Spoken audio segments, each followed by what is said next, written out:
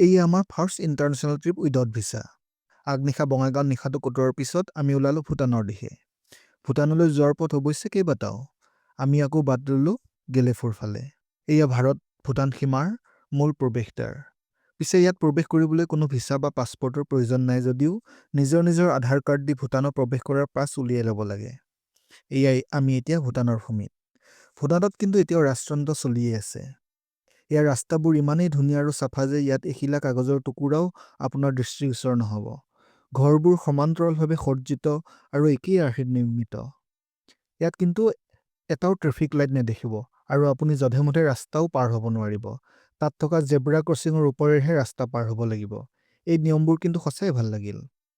ভূটানত কিন্তু পেট্ৰলৰ দাম নিচেই কম, মাত্ৰ 63 টকা প্ৰতি লিটাৰ। সেয়েহে গাড়ীৰ টেংকি ফুল কৰি আনিলোঁ। ভূটানৰ পাছখনেৰে আপুনি গেলেফু গেটৰ পৰা মাত্ৰ 5 কিলোমিটাৰ ব্যাসাৰ্ধতহে ফুৰিব পাৰিব। সেয়ে আমি ওচৰতে থকা বৌদ্ধ বিহাৰ, সৰু সৰু জলপ্ৰপাত আৰু গেলেফু চহৰখন ফুৰি আমাৰ ভূটান ইণ্টাৰনেশ্যনেল ট্ৰিপৰ সামৰণি মাৰিলোঁ।